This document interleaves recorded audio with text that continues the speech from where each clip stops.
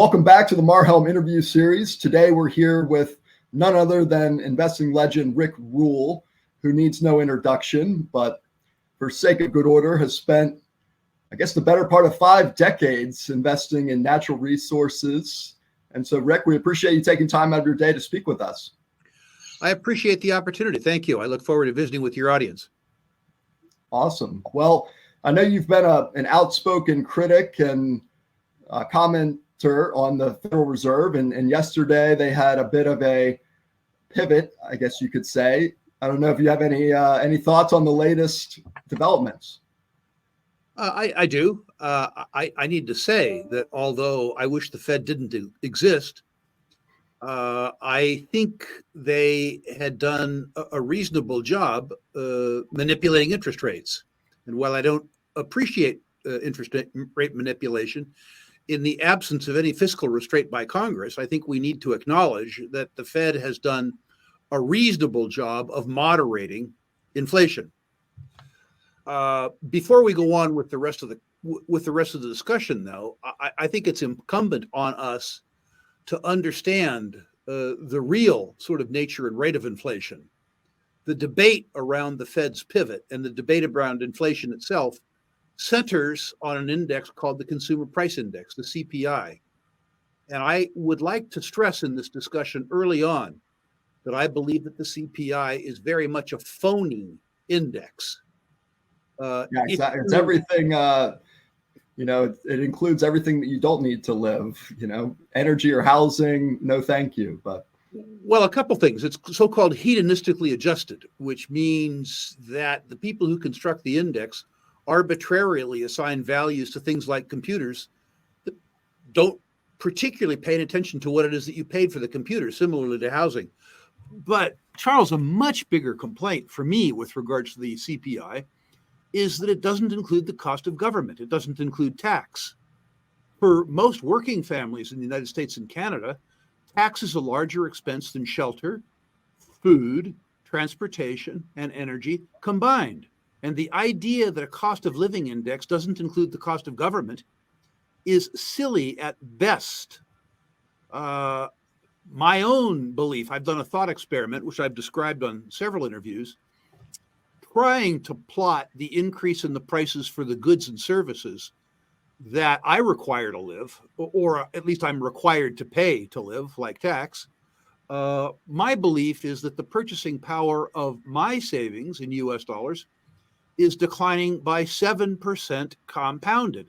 The CPI would have you believe that the corresponding number is 2.6. I will leave it to your audience to decipher whether the people that construct the CPI live lives similar to the lives that they live, whether or not the basket of goods and services that they acquire at the gas station with regards to buying or renting a house at the grocery store means that their purchasing power is declining by 2.6% a year. But I suspect anybody who was honest with themselves would suggest that basing the discussion on the CPI is basing a discussion on fraud. Yeah, that's definitely something you don't really think about, too much. And it's a great way to kind of lay it out, is obviously there's a huge cost in the government and what they extract from the population. And I think that's probably the first time I've heard someone, frame it in that manner, but it really is such an important factor. I was recently just in Argentina, where they're, potentially living in the American future. Hopefully it doesn't get that bad. But, when you're seeing, week over week, 8% inflation, as I did when I went and exchanged US dollars, it really makes you wonder. It lets you reflect on that old saying about how you go broke, which is to say very slowly and then all of a sudden. Argentina at the end of World War II had higher GDP per capita than Canada did. It took real skill to wreck a country, with an educated citizenry and with the incredible bounty that Argentina enjoys. That notwithstanding,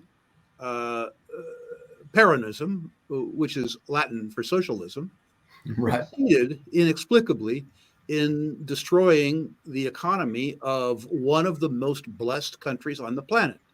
As I say, it took real skill. It'll be interesting to see whether or not popular revulsion with the impact of the Peronista policies will be successful in turning around that state. It's going to be very difficult to restore the economy of a bankrupt society. If it works there, it'll be a wonderful roadmap for the world. But I have my fears. After all, the current president doesn't control parliament, and he's operating from a circumstance where virtually, as he himself puts it, there is no money. No hay plata. Yeah, it's a bit of a rallying call in Argentina, but we're seeing a similar thing. Obviously, you've been in the gold industry probably longer than anybody, or has seen more bull markets, bear markets, have more experience than most commentators in the U.S. and investors. So you started your career basically during a gold boom market and then saw it promptly collapse. Gold is up, 60% or something last 5 years. We've just crossed through the 2000 mark, kind of mythical level. So how do you view gold as a sector investment opportunity in today's, print and kick the can down the road environment? Well, first of all, I need to point out on the negative side that although many people say that gold is in record territory, it's in record territory in nominal terms, not in real terms. Exactly. Gold has done a good job for me. When people say to me, Rick, when is the gold price going to move? I tell them that I began my current bullion buying campaign in 1998. And in the period 2000 to 2023, the gold price moved from $253 an ounce to north of $2,000 an ounce. In other words, for the last 23 years, the gold price escalation has been about 9.3% compounded. Gold has done exactly what I've asked it to do. It's maintained my purchasing power, for which I'm delighted. Now let's look forward. Gold traditionally has done well during periods when people are concerned about the maintenance of their purchasing power in more conventional savings instruments. And I am concerned. What might concern me? Well, quantitative easing.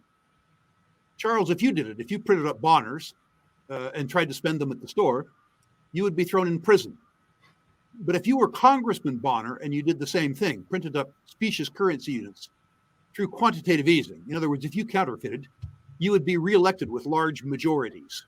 It's important to understand, however you describe the circumstances, quantitative easing or counterfeiting, that if you print up more specious currency units backed by nothing, that you don't make the existing currency units worth more. So am I concerned because of quantitative easing? Yes.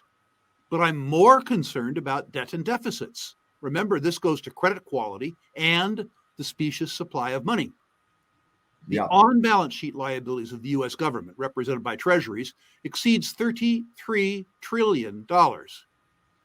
Trillion is a big number, and people's eyes doubled since 2020 or something. I mean, we're into exponential growth here year over year. It seems like. And it gets worse because the off-balance sheet liabilities of the U.S. government, which nobody talks about, the net present value of things like Medicaid, Medicare, Social Security, the Environmental Trust Fund, federal pensions, military pensions, that number, according to the Congressional Budget Office, not some fat old cranky libertarian named Rick Rule, exceed $120 trillion. So the combined on-balance sheet, off-balance sheet liabilities just at the federal level in the United States is $150 trillion. It's numbers that you can't even conceptualize. You can't. It's more than 5 times nominal GDP. But it gets worse. We're trying to solve that debt with a budget that's in deficit $2 trillion a year. Normally, when you're in a deep hole, you stop digging. But we're digging frantically. The thing that makes me concerned, though, the most about the maintenance of purchasing power in my U.S. dollar savings is the fact that, as we discussed at the beginning of the interview, I see the deterioration of the purchasing power of the U.S. dollar in the goods and services that I buy at 7% compounded, while I see the interest available on savings instruments, the foremost of which is the U.S. 10-year Treasury, at 4.9%. Pardon me, I stated that wrong, at 4.1%. So in terms of maintaining my purchasing power, I'm getting paid 4.1% in a currency that's declining by 7%, which means that I am losing almost 2% a year in purchasing power. And the government absolutely promises, in fact, guarantees me that they will continue to deprive me of 2% of my wealth every year for 10 years. One government promise, that I believe that they will keep. So am I concerned about the declining purchasing power of the US dollar? Well, it's absolutely guaranteed. If traditionally gold has done well when people are concerned about the maintenance of their purchasing power, they have every reason to be concerned. Is the problem worse now than it was before? Well, consider this. Prior to the 2008 financial market collapse, debt as a percentage of GDP in the United States, on balance sheet debt, was about 25% of GDP. On balance sheet liabilities now are 110% of GDP, and total liabilities exceed 5 times GDP. What that means is that in the event, if we were to have an event like 2008, which I'm not saying we're going to have, but if we did, the ability of the government to deal with it through either printing or spending is very, very, very constrained.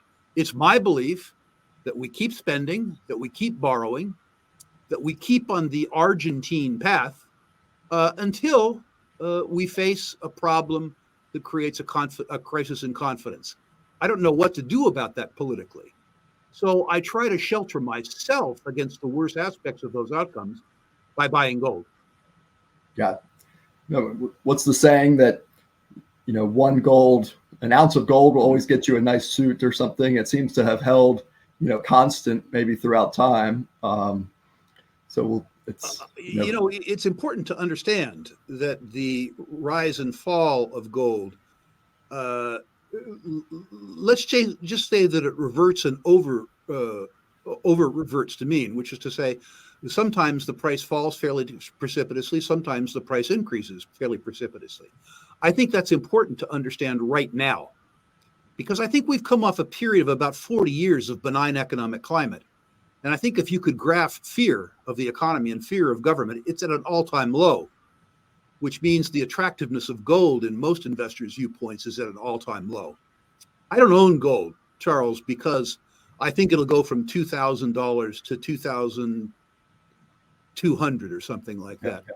I own gold because I'm afraid that it'll go to $8,000 or $10,000. And despite the fact I own a lot of gold, I don't want to see that, because that implies a very drastic change in my standard of living, which is very good. I don't want that set of circumstances that will cause a quintupling of the gold price. But I see the possibility of precisely that circumstance. I regard gold as insurance, not as an investment. Yeah, because you've mentioned kind of the late 90s, obviously, do you see parallels between today and then? That was a natural resource, maybe bear market in metals and mining. The NASDAQ, the .com boom was going on. What parallels do you draw with today and then? If you take the whole natural resource complex, I do see some parallels. In the decade of the 90s, we had underinvested in natural resources on a global scale. What really changed was Deng Xiaoping saying to be rich is glorious, the urbanization of 600 million Chinese, taking them out of Stone Age penury into middle-class existence, which is to say, competitor for buying commodities to the West, a solvent competitor. To the extent that globalization continues, which is to say that to the extent that the Chinese mantle passes to India, passes to Malawi, passes to Indonesia, to the extent that humankind is successful, as they have been in the last 40 years, in lifting up the material living standards of the poorest of the poor, combined with the fact that we have again underinvested in natural resources, I think you may very well see a circumstance in industrial materials, absent a global recession, that resembles what the resource industry enjoyed in the period 2000 to 2010. I think with regards to precious metals, the circumstance that we face is probably more similar to that which we faced in 1970 or so. Many of your listeners weren't cognizant in the 1970s. So if you'll allow an old timer to ruminate, coming out of the 1970s, we had tried politically to fight the war on poverty. and the war in Vietnam simultaneously. We lost both, of course. Yeah. We were left with a legacy of debt. And the way that we were able to finance the debt was not through raising taxes or, in fact, through borrowing more. We devalued the currency. We devalued the denominator. The purchasing power of the US dollar in the period 1970 and 1980 declined by 75%, which is the circumstance I see in front of the US dollar now, with other currencies performing even less well. That circumstance means that if gold holds its value, it will increase relative to the US dollar threefold, which is not out of line with my own expectation. Yeah. And so obviously you can hold the physical gold and you know something about a firm that can help you do that. But, do you like the junior miners? What do you think is the best kind of way to play gold? I look at the gold trade in three ways. I look at physical gold, which I see as insurance, not as an investment. Yeah. I own it to maintain my standard of living. I own it out of fear. A rising gold price, which I'm afraid we're going to see, raises the selling price of a commodity of a business, which should be good for the business. Investors who believe that they can differentiate between the good, the bad, and the ugly around the mining companies can invest in the best mining stocks. You increase your risk because you take operational and financial risk on top of the gold price risk. But theoretically, the index of the senior gold and silver stocks should outperform the gold itself by at least 100% if past is prologue. If, in addition to being an investor, you're a speculator, which is to say that you're willing to take a different form of risk, a non-market risk, in hopes of achieving alpha, then you can speculate in the junior gold stocks. The junior gold stocks have treated me extremely well over the last 50 years because I've worked very, very, very hard. I've stomached breathtaking volatility, which is different than risk. And I have also courted risk. Speculators who invest in the junior gold mining sector, speculators who look for alpha, can generate some truly spectacular returns. But they have to do that being cognizant of the fact that they could easily lose 50% of their money if they choose wrong. That's the individual investor. There is no one-size-fits-all recommendation, with the exception of the fact that I think any numerate person on the planet needs to own gold itself as insurance against the idiocy of collectivism. Yeah, it's good insurance to have. Sometimes it's tough to carry it around with you, but it's definitely, having some physical gold seems like a good thing in this part of the economic development of the Federal Reserve, I suspect. A lot of the members of the Marhelm community are, they're invested in Sibanye Stillwater, which is obviously, not solely a gold mining entity. They have, a whole bunch of other resources. I didn't know how you felt about, Africa. Palladium's obviously up pretty big today with the Federal Reserve yesterday. Do you have any views on that one? I need to say I've known Neil Froneman, the CEO, for 35 years. I've drank more beer with him than either of us would care to admit. And I have a very high regard for him as a human being and as a corporate leader. Sibanye Stillwater is, as you suggest, more than a gold producer. It's a platinum and palladium producer. And they have a corporate expertise of turning around underperforming mines, taking mines where the sustaining capital investments haven't been made for a long period of time, showering love, care, and attention on them, and returning them to higher standards of production. They operate in some fairly risky jurisdictions. Yeah, I saw they have basically their own small army for some of the mines in South Africa. And I suspect that the attractiveness of both the platinum and palladium story is a blessing and a curse for Stillwater. The blessing is that platinum and palladium are essential components of clean air. They're used in autocatalysts. Yeah. And I suspect if the price of platinum and palladium doubled, that it wouldn't change the finished price of an automobile, because it takes about $125 worth of platinum to reduce the emissions necessary to sell a $50,000 car. So it would be easy for the platinum price, easy for the palladium price to double without changing the finished price of the product where they sell the platinum and palladium. That's wonderful. The other part is both more wonderful and more challenging. Both platinum and palladium are politically constrained. They're produced in, let's say, gamey jurisdictions. Russia, which, by the way, is responsible for the low current prices of platinum and palladium, because, as you might gather, the Russians need cash, and they're selling whatever they have, including platinum and palladium, to gain that cash. Yeah. Zimbabwe and South Africa. If there were a real political disruption or social disruption in any of those three jurisdictions, one could assume that the platinum and palladium prices would do extraordinarily well. The problem for Stillwater is that a substantial amount of their platinum and palladium production comes from South Africa. Yeah. And they would expect to encounter the same sort of risks that the market would. Mercifully for them, they also produce a fair bit of platinum and palladium at the Stillwater complex in the United States. So they would have a benefit outside of South Africa.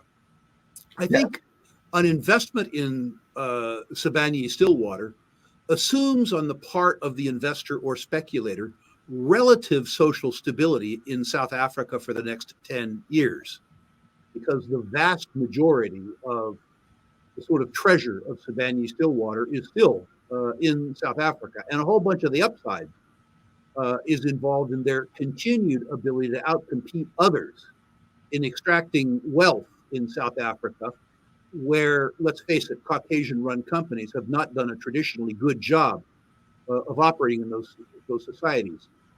Neil Froneman has been amazingly successful negotiating the political and social challenges in South Africa and empowering a new, young range of indigenous Black African manager and miner. And I pray for many reasons that he continues to be successful. No, that's really interesting. And yeah, it seems like he's done a great job operationally managing a lot of the difficulties that he's faced. It's ironic, a lot of the, I guess, kind of negative sentiment on the company, which seems, kind of at a bottom barrel discount at the moment, obviously depending on your price expectations for their commodities. But a lot of people view it negatively because they think that, ICE vehicles are going by the wayside, whereas I would potentially have a different view that, I think there's a lot of, as you've talked about extensively, the 1.2 billion people in the world that don't even have, basic access to electricity. Eventually, there's going to be, a lot of these developing nations that are going to be getting vehicles, and it's probably not going to be the higher end electric vehicles that they first have access to. I agree with you completely. Whether the big thinkers like it or not, the internal combustion engine will be with us for a substantial period of time. I believe that electric vehicles will take more and more market share, particularly in rich countries. But I think that the expansion of motorized transport around the world in emerging markets will ensure a wonderful future for internal combustion engines. I might add that it's platinum and palladium that allows whatever vestige of support that internal combustion engines enjoy. The ability to reduce emissions from internal combustion engines through autocatalysts is a function of the utilization of platinum and palladium. An investor concern around Sibanye Stillwater really, I think, has to take into account political stability and social stability in South Africa. It needs to take into account what the next elections are going to be like. Will the ANC cooperate with the economic freedom fighters, whose platform involves the nationalization of the mining industry in South Africa? Or will saner heads prevail? Will the DA prevail in South Africa? In which case, I think you'd see a South African boom that would take people's heads off, figuratively rather than literally. Well, I had to think about which one you said first for a moment there, because I think there's a political party in South Africa. I guess it's the EEF that has a few colorful slogans. They do. But on the electrification front, 2021 was a huge year for lithium. Clean energy was all the rage, and we've had some mean reversion in that sector with historic energy sources becoming more mainstream in the investor footprint again. But obviously, as we discussed a minute ago, 1.2 billion people don't even have basic access to electricity. You need a lot of copper and I guess oil and other materials. How are you viewing that thesis going forward? I know your common, what was your phrase? You like to invest in things that are not if, but when. Correct. Energy, the whole energy complex is when, and the when is now. 3 billion people on Earth have a per capita consumption of electricity that's the equivalent of what is required to run one refrigerator in the United States. We've done a wonderful job as a species of lifting the material well-being of 2 billion people on Earth out of dire poverty and just making them extremely poor. And I believe over the next 20 years, we'll do a pretty good job of finishing the job of increasing the material standard of living of the poorest third of humankind. That requires electricity.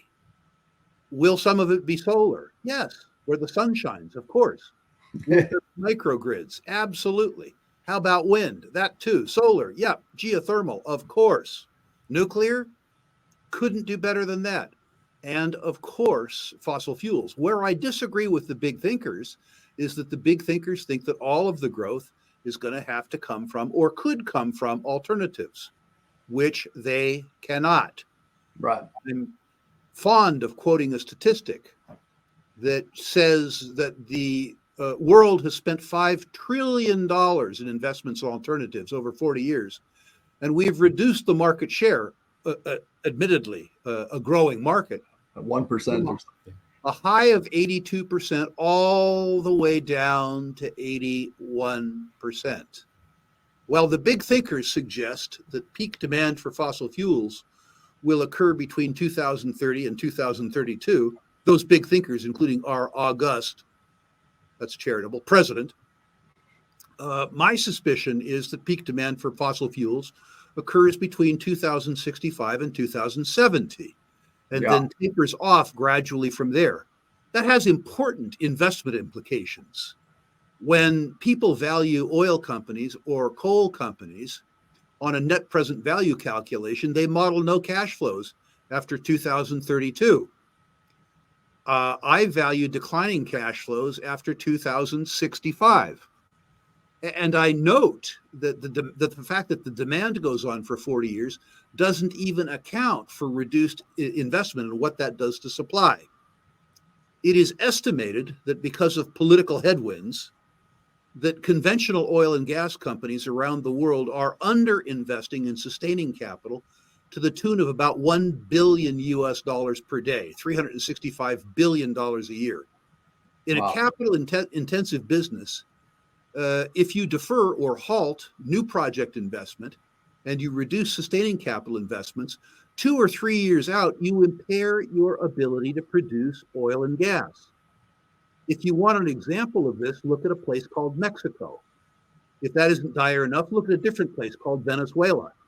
If over 20 years you don't invest the sustaining capital necessary to maintain production, production collapses. And that's precisely what's happened in Mexico. It's precisely what's happening in Venezuela. The International Energy Agency, no friend of the oil business, suggests that on a global basis, the industry is underinvesting to the tune of $1 billion a day. What that means is that companies that are making sustaining capital investments, that will be able to maintain production 3 years from now or 5 years from now, will do not merely better, but substantially better than markets believe they will today. Yeah, that's a fascinating way to look at it. I was in Venezuela in 2012. I worked for a tanker company at the time, and we were touring some of the refineries there. And even at that point, you had seen the absolute degradation of the facilities. I think they were at 50% utilization at that time from where they had been, and then it's been another decade since then. So it's an absolute, perfect analogy of it takes a lot of capital to keep the equipment and the efforts running. And if you don't invest, when the crunch comes, you really can't catch back up. Yeah, it's important what you say, because when you have reached the tipping point, you aren't talking about maintenance capital anymore. You're talking about restoring existing production through what is in effect a new project. And Venezuela, despite having the second largest oil reserves in the world, has really impaired their ability to access those reserves.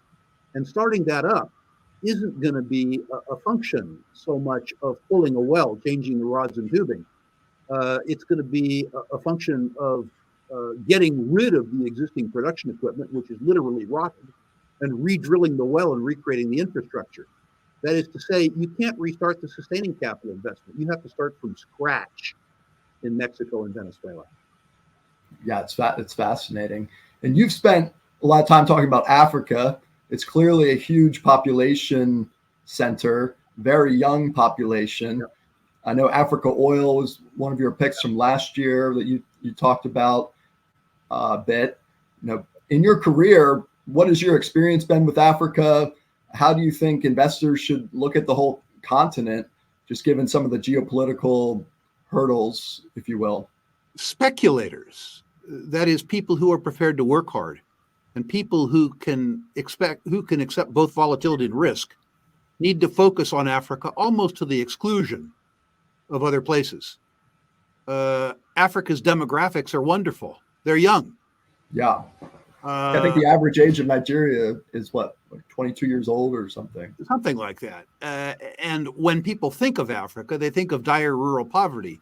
And they ignore a 250 million person middle class. Yeah. They ignore the fact that there are millions of young Africans who are extraordinarily well educated and technologically capable. What holds back Africa are what I call the neo-colonialists. The Africans themselves like to blame you and I for what's wrong with Africa. They like to blame the historical legacy of, let's face it, white Western people. And there is certainly an ugly legacy for us to confront. But we aren't the problem anymore. The problem are the indigenous Black neocolonialists, the kleptocrats, the governments in Africa. I refer to them as the bloated hippos. The new thieves in Africa, admittedly aided and abetted by the West and the banks in the West, are the real oppressors of the African people. It is my hope that the young Africans, people like African Students for Liberty, the young educated middle class, the same people, by the way, who voted the kleptocrats out of Argentina. But in an African context, I call these young, fast, smart people the cheetahs. It is my hope that the cheetahs outrun the hippos.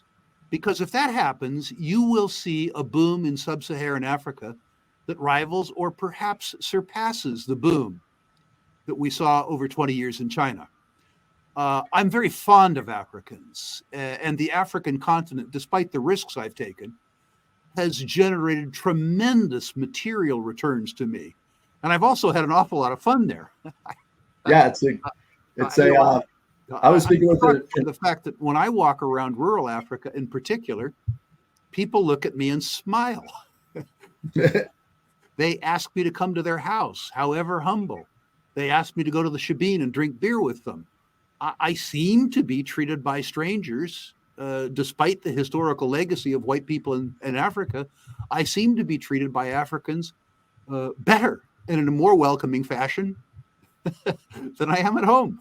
Yeah, that's a very welcoming culture, and it just goes to show that material wealth isn't everything. A lot of people who have what in America we consider much less can be quite happy and outgoing.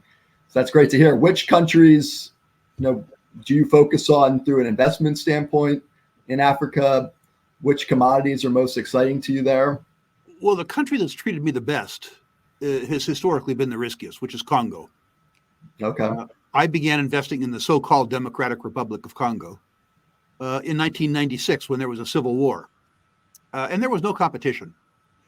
And the consequence of taking really big risks with really skilled people and finding really big deposits because there was no competitors yielded truly insane results for me. Congo has outperformed any other jurisdiction in the world in my portfolio by a substantial margin because I was willing to take the risk. Looking forward, the country that has the most potential, I would suggest, outside resources perhaps, is Nigeria. Yeah. A huge country, and a country with in place human resources that defy description. And by the way, a wonderful diaspora. If you go through the oil companies in Houston as an example and look at the complexion, and I use that word deliberately, of the younger petroleum engineers, many of them are Nigerian. And if you look at American hospitals, at the younger doctors or medical technicians, Nigerians. If you look at Wall Street and financial analysts, the younger ones, Nigerians. The strength of the diaspora, what the diaspora could do for Nigeria, is very similar to what the diaspora did for Taiwan and for China. So if you're looking beyond resources at a range of industries, consumer products, financial services, I think you look first at Nigeria, simply because the popular outlook for it was so bad. The history and legacy of corruption is so total, but the population is so large and so capable and so young. Yeah, it's amazing. As a speculator, you can't ignore Nigeria. Yeah, I think it's about 220 million people or something. And yeah, and really, truly, nobody knows. Yeah, that's who might keep count. The government are too busy stealing the wealth of all those people to bother counting them. Yeah, that's a good way of putting it. But it's amazing, if you polled just the average person in the Pacific Northwest, if you were walking around on the streets, what is the population of Nigeria? It would be amazing, I think, to see the range, and to think that it's almost the size of the U.S. is, really puts things in perspective. Listen, I live in a small community in Northwest Washington. And if you look at me, you see the community: old, fat, bald, white. You're not describing yourself, are you, Rick? Past our prime. If you look at Nigeria, you see a young, vibrant, increasingly educated population. Do the math. Where's the future? Yeah. No, and at Marhelm, we're tracking the maritime industry quite closely, and the car carrier segment has gotten very popular, just given there was a lot of underinvestment.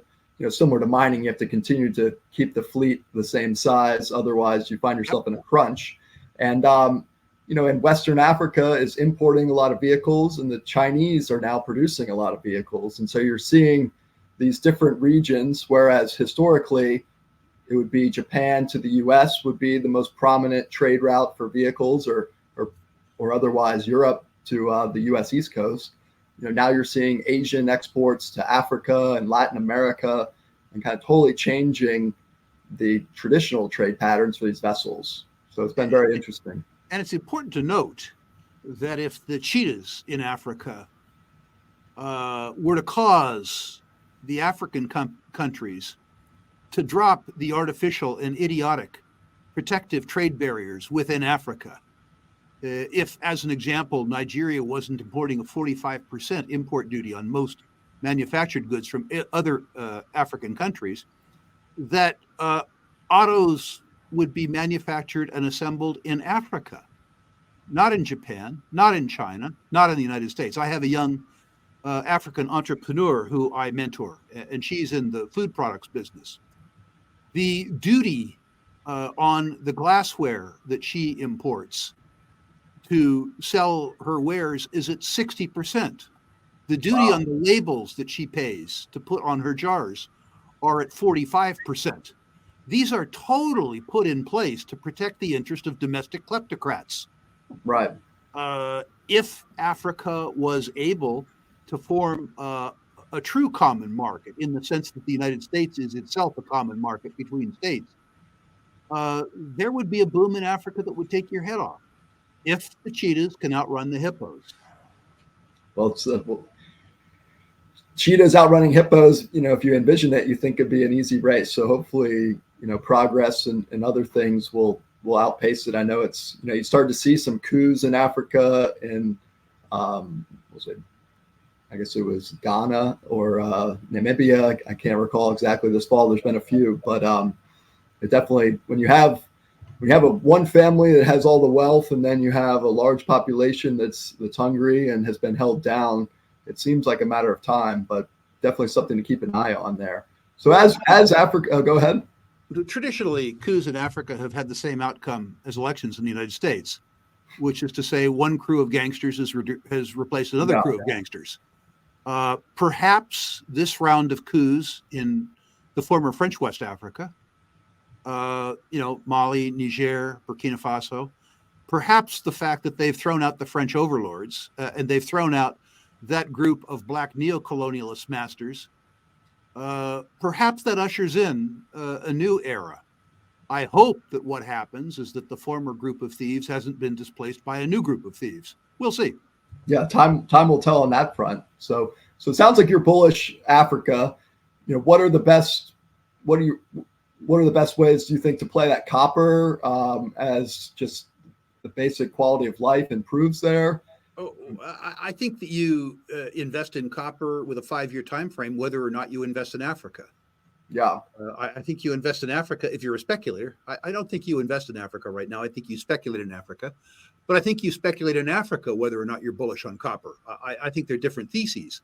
I combine both of them myself in my own portfolio because I'm a large shareholder of Ivanhoe Mines. Now, I need to say that this is a fairly late recommendation. I was buying the stock at 60 cents and 70 cents. It's now cruising well above $12. So some of the good news in Ivanhoe is obviously in the market. But if you're looking for a place where there's a conjunction between reality and copper and reality and Congo, of course, it's Ivanhoe Mines. If you want a gamier name in Africa, one that appeals to me, it's Glencore. Yeah.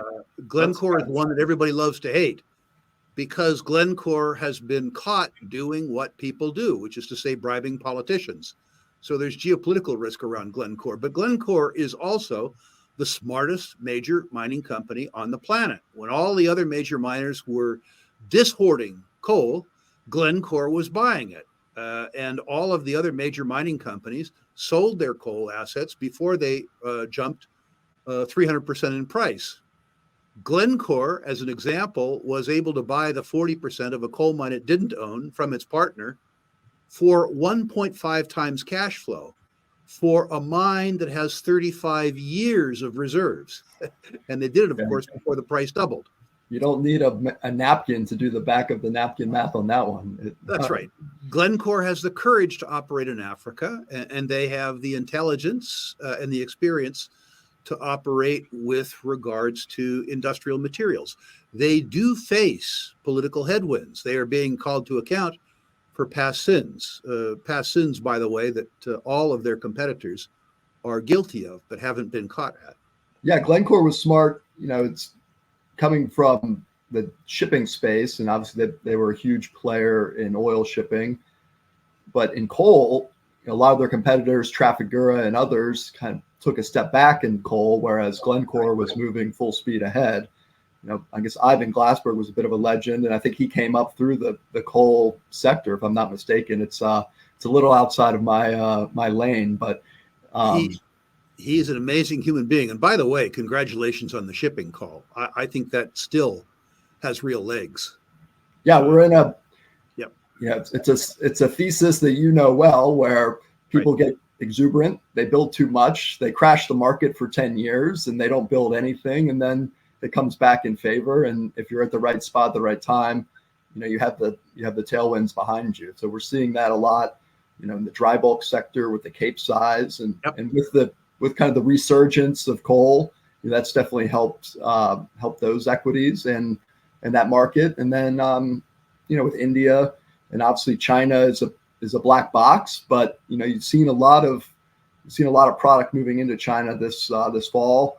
Whereas it's been doom and gloom in the media, but they seem to be continuing to move iron ore through the complex there in China. So I read a research report from, I'll be polite and not name the European Bank, in 2021 that suggested that the seaborne oil trade had 10 years left to it. which is total insanity. I mean, Right. they were basically saying to short the tanker stocks when tankers weren't being built and consumption of oil was increasing. It takes real skill to be that stupid. Yeah, I mean, even granted, Exxon probably talks through in book a little bit, but when they're predicting in 2050 that we're going to need more oil than currently today, I don't think that they're doing that just for a marketing standpoint. They do a lot of research and analysis, and just looking at the global population and the shift of wealth in the world. I think it's very short-sighted to think that oil will just disappear in the next 5 or 10 years. Well, when we suggest that Exxon's talking in their book, it's worthy to note that they just spent $60 billion on that thesis, buying Pioneer. And Exxon, this is a stock that you like. I love it. For the average Joe, you can participate in the oil business with just one pick. Now, you need to decide whether knowledge with regards to the future of oil resides more with President Biden or with Exxon. President Biden believes that the oil industry ends in 2030 or 2032, and Exxon is spending $60 billion recently on a bet that it goes beyond that. In addition, Exxon and partners are getting ready to spend another $80 to $100 billion offshore Guyana, bringing 11 billion barrels newly discovered to account. My suspicion, if you looked at where the best information with regards to oil resides, is that it resides in Exxon rather than in Congress or the presidency. Yeah, I would tend to agree with that. Well, it's great to hear that you follow a little bit of shipping. And is it right that you have your shipping legs from your youth? Did you mention you used to work on a tugboat at one point? I used to work on a tug, but that was no part of financial due diligence. I have the very good fortune to have consigned some money to a young money manager who is substantially smarter than I. And he has been engaged in both the energy, but more importantly, the shipping space for the last 5 or 6 years. So I consign my stock selection to somebody younger and smarter than I. Well, that's always a good strategy. And, kind of we're getting close to an hour here, and hearing you talk about the younger generation, it's really fascinating. I know you've started, or I guess moving in maybe a new direction after many years in the trenches, and now you're doing a bit more, I guess, mentorship, and have created an education platform to help people learn. And you guys have an event coming up, is that right, in January around that? What was kind of the impetus to start that? And yeah, I mean, I'm doing really 3 things in retirement. I'm continuing my insurance business, which is a reinsurance business around natural resources and environmental remediation. That's a business I've been in for a long time. I've also, as you can see from my shirt, celebrating retirement by starting a new bank, Battle Bank. Something I've done several times previously. But what amuses me the most is my investments in investor education. I've been involved in investor education for 30 years, but it's now a focus of mine. And I have 3 services that I'd love your listeners to pay attention to. The first is Rural Investment Media. Yeah. Any of your listeners who care what I have to say about natural resources can go to the website, Rural Investment Media, download their natural resource portfolio, and I personally will rank that portfolio 1 to 10, 1 being best, 10 being worst. I'll comment on individual issues if I think my comments are worth anything. Absolutely free, no obligation. Okay. The second service is the Rural Classroom, ruralclassroom.com. There are 200 hours of educational programming there, telling people how to analyze and how to value oil and gas and mining stocks. Absolutely free. An investor with education will absolutely positively do better than an investor who doesn't invest in himself or herself in terms of their knowledge. And to put that knowledge in practice, we have a live symposium every year.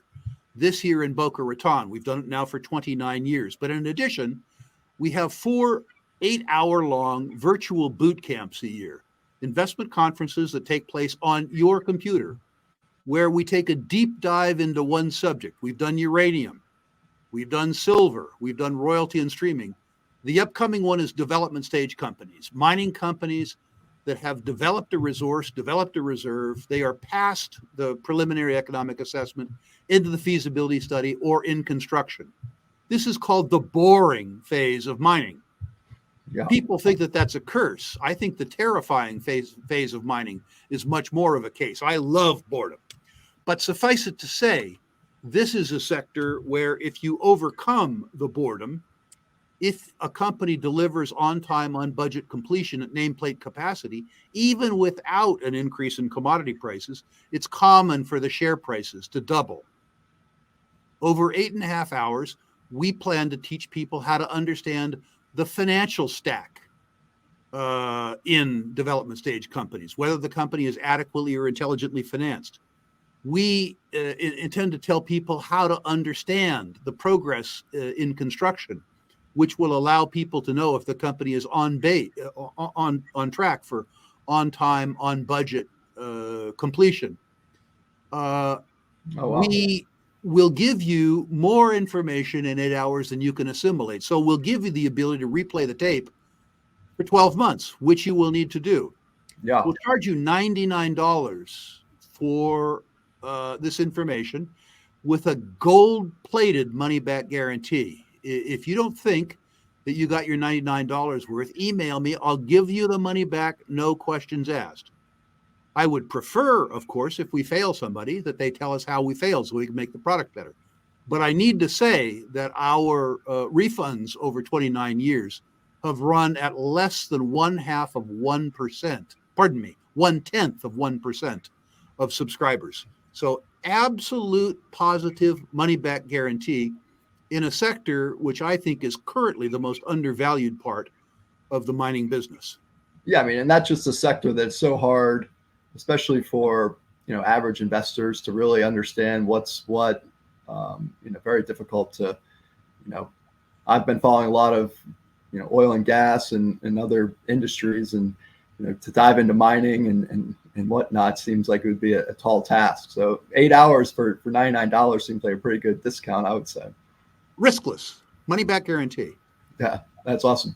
And I assume most people that sign up for this are younger professionals or some older professionals that are interested, or what's? I've been amused at the demographics. We get people from around the world, first of all, because they can join by their computer. And we have veteran investors, which is to say people of my age. We have lots of younger investors. Increasingly, we're seeing younger females, which we have never seen as mining industry investors before. Many of them from emerging and frontier market countries, where mining is, of course, an important part of their domestic economy. But the truth is, if you go back to something like the Uranium boot camp, where we had 3,400 attendees, it was a very interesting cross-section of intelligent humankind, all kinds of people. What I think probably unified them was curiosity and aspiration, which is precisely the market that I like to cater to. Yeah, and depending on when that one was, I suspect that course paid for itself multiple times over, because uranium still looks like one of the best opportunities out there given the deficit. Yeah, if I recall, the spot price of uranium at the time we did the course was $40. The spot price of uranium is now $80. Yeah. And importantly, the volume in the uranium market is going to the term market, which is higher valued than the spot market. So people who paid attention to that curriculum made a lot of money, and they have more money to make in front of them. Wonderful set of circumstances. And I think we'll be able to deliver the same kind of value with this course. Where do you think we are in the uranium bull market in terms of innings? The third inning, the fourth inning? Easy money's been made. Yeah. When a commodity goes from being hated to being tolerated, which is where uranium is now, the easy money's been made. The real money and the big money is in front of us. Now you take $80 a pound and you begin the hard work of financing deposits, companies growing their production at the same time that they grow their margins, with the certainty offered up by long-term price contracts. The idea that you can lock in the sales price of your product for 15 years rather than being exposed to the vagary of the overnight spot market means that the free cash flows that the industry enjoys are more stable, more visible, and more predictable, and hence will be more valuable. Yeah, So that's great. Yeah, I saw that our friends at the COP 26 or 28, they were mentioning how, the world should triple uranium or nuclear power. And, a part of that equation that no one really wanted to talk about was, where's all the uranium going to come from? So, Charles, I'm embarrassed to be politically correct. The idea that these big thinkers who take 1,000 private jets to Dubai to tell me to drive less are beginning to agree with me. yeah, right. You're ESG now. You're, Yeah. What do you say? If you live long enough, you become on the side of your enemies or something. Yeah, scarier yet. Biden, who said he was going to put me out of business in 4 years, now wants to subsidize me. I'm not sure how I feel about all that. Yeah, that's it definitely gives you some some good laughs, I'm sure. But so when you were mentoring young people, when you were getting into the industry, it sounded like I read a story where you were working at a bar or a bouncer or a bar back and just kind of a hustler and met somebody that then saw kind of some drive in you. Or is that the impetus story of Rick Rule? Or Yeah, that's part of the story. I emigrated to Canada, and as a young immigrant, I had to have a job. Yeah, and at age 18, the only that shows how old that ages you there, Rick. I mean, yeah. Imagine a rule like that. Yeah. The only transferable skill I had at 18 was that I was big and I'd boxed for 10 years. So the easiest job for me to get that allowed me to go to school during the day would be to be a bouncer at night. I was pretty aspirational then. So by the time I was 20, I owned a bar. Okay. Yeah, that seems like a quick turnaround. That's an odd story. And by 22, I owned a different bar that was sort of the epicenter for the nascent Vancouver finance world. Okay. Two wonderful things happened. The guy who was really responsible for the ascent of the Vancouver Stock Exchange was a genius named Peter Brown, who was in that bar very frequently and who took it upon himself to become, for reasons I still haven't figured out, a mentor to me. The second thing that happened, I was going to university to become a lawyer, and a prominent Vancouver lawyer, when I told him about my career aspirations, told me that I would be miserable if I were a lawyer and that I should be an investor. And he introduced me to one of the all-time legends of value investing, a guy who I hadn't heard of, but I worship now, named Peter Cundall. And being introduced to Peter Cundall literally changed my life. Yeah.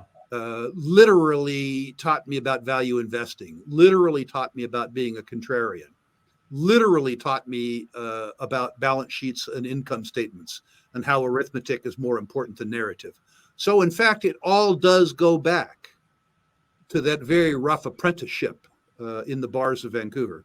Yeah. Is Peter who almost got you detained in Cuba, or is that I'm sorry? Is he who almost got you detained in Cuba, or is that a different No, I was never actually in danger of being detained in Cuba. What happened in Cuba is that I visited it long before it was legal for Americans to. And I visited in the company of, among others, Doug Casey. Okay. And we had occasion to have an audience with a gentleman named Lahi, who was then the second in command of the Cuban government. And unfortunately for him, the heir apparent to Castro, which is not a good job description. But at any rate, at that point in time, Lahi was an important Cuban. And we were having a discussion with Lahi for lunch. And I was asking him my normal, boring questions about the character and quantum of the reserves for the Cuban currency, all that kind of stuff of interest to me and nobody else. And he said that, most of their reserves, most of the backing of the Cuban peso float was US dollars. Doug Casey pipes in and says, "You communists are even dumber than I thought. You're backing a bankrupt currency with another bankrupt currency and assigning seigniorage to your enemy." And I'm thinking, he just said that to the Cuban government. Lahi looks at him and he looks at me and he says, "Excuse me," in great English, by the way, leaves the room. And I'm thinking, this is even worse, right? Yeah. Where's he going? Now the gas emitters are going to come out. And I'm not telling you a word of a lie. He comes back into the room with a couple of big bottles of Coca-Cola and a big bottle of rum. And he said, "I thought I was going to have another boring conversation. with Western businessmen. But this conversation has suddenly taken a very interesting turn. Well, Rather than nothing being like some rum and cokes to turn it around. it was wonderful. That's great. Well, Rick, as a parting comment, I had, I was curious if there was maybe, one investment or area of your career that you wish you could have done over again. And then maybe if you could just give us a parting thought on Sprott. I know you're still a large shareholder today, and the tailwinds seem interesting for the business, but I didn't know if you had maybe one, a comment or two you could leave the audience with. I think the first part of my career, despite the best efforts of Peter Cundall, was that I forgot that markets work. In the decade of the 1970s, I was invested in natural resources, and there was a tremendous bull market. Yeah. And I thought that I made money because of my brains, not because of the bull market. And I didn't understand at that point in time that markets worked. I didn't understand that the cure for high prices was high prices, and the cure for low prices was low prices. And when the natural resource market turned, I was unprepared for it. I was a victim of my own success and hubris. And I went from being a very wealthy, hubris-ridden young man to being a somewhat humbler young man with a negative net worth. Now, that's turned out to be a valuable lesson, but I wish that I would have experienced it in less dramatic form. Right. And part of my hope as a mentor and educator is that I can save young people the scar tissue that I accumulated becoming a good investor. But do you think you would have gotten to where you did if you hadn't had that kind of physical learning experience?